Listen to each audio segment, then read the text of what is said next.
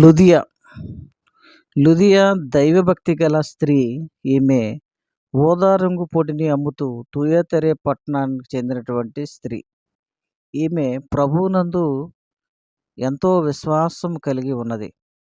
పౌలు ఆ ప్రాంతమునకు చేరి వాక్యాన్ని అందించినప్పుడు ప్రభు వాక్యాన్ని వినుట ద్వారా ఆమె హృదయము తెరవబడెను. ఆమె హృదయం తెరిచెను గనుక పౌలు చెప్పిన మాటలు యందు లక్ష్యం ఉంచెను.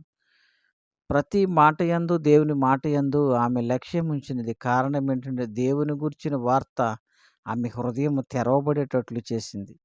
ఆ రీతిగా తెరవబడేటట్లు చేయుట కారణం చేత తాను తన కుటుంబ సభ్యులందరూ కూడా రక్షింపబడ్డారు అని వాక్యం తెలియజేస్తుంది.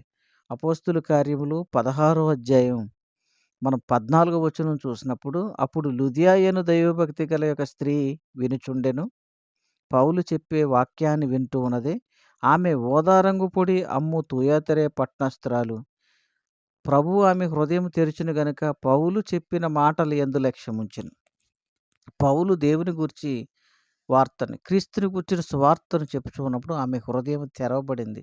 తద్వారా ఆమెయు ఆమె ఇంటివారును బాప్తీసం పొందారు. అంతేకాక బాప్తీసం పొందుట కారణం చేత ఆ ప్రాంతములో ఉన్నటువంటి వారందరూ కూడా ఆమె మాదిరిగా నిలవటం జరిగింది. ఈ రీతిగా తన విశ్వాస జీవితాన్ని కొనసాగిస్తున్న లుదియా ఆనాడు పౌలుని ప్రేమించి, దైవ సేవకులను ప్రేమించి, గౌరవించి వారిని ఒక విన్నపాన్ని వారి ముందు పెట్టింది. అయ్యా, నేను మీరు విశ్వాసిగా నన్ను ఎంచినట్లయితే నా ఇంటికి వచ్చి ఉండుడని వేడుకొన్నది. అయ్యా, మీరు గాని నన్ను విశ్వాసిగా నమ్మినట్లయితే దయతో మా ఇంటికొచ్చి ఆతిథ్యాన్ని స్వీకరించండి అని ఎంతో భక్తితో అడిగినటువంటి విశ్వాసురాలు లుదియా. ఈ ఈ రీతిగా దేవుని సేవకులను ప్రేమించే మనసుని కలిగి ఉండడం చాలా ముఖ్యమైనది. సేవ కొరకు వచ్చే సేవకులు తమ యొక్క ప్రాంతాన్ని వీడి, తమ పరిస్థితుల్ని మరిచి దేవుని కొరకే నిలబడి సేవ చేస్తూ ఉంటారు. కనుక సేవకుల్ని ప్రేమించడం ద్వారా గొప్ప ఆశీర్వాదాన్ని పొందుకోవచ్చు. సేవకులను ప్రేమించడం ద్వారా దేవుని వాక్యాన్ని మరింతగా వినొచ్చు అని లుదియా భావించింది. కనుక ఆమె ఇంటికి వారిని ఆహ్వానం పలికింది.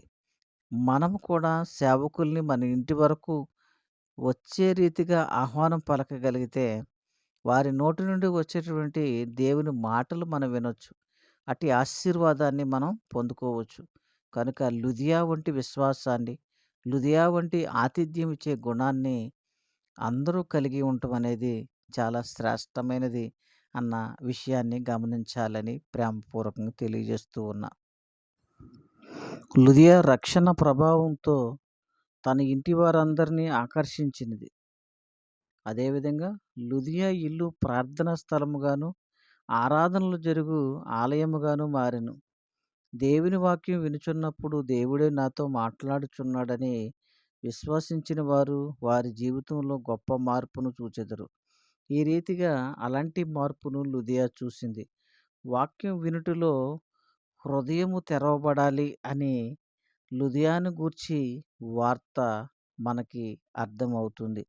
వాక్యం వినుట ద్వారా హృదయము తెరవబడే రీతిగా మన హృదయాన్ని వాక్యం వైపు త్రిప్పాలి అని లుదియా జీవితాన్ని మనం చూసి నేర్చుకోవాలి. వినుట ద్వారా విశ్వాసము కలగాలి. విశ్వాసము కలగాలి అంటే వాక్యము పట్ల మన హృదయము తెరవబడినదై ఉండాలి.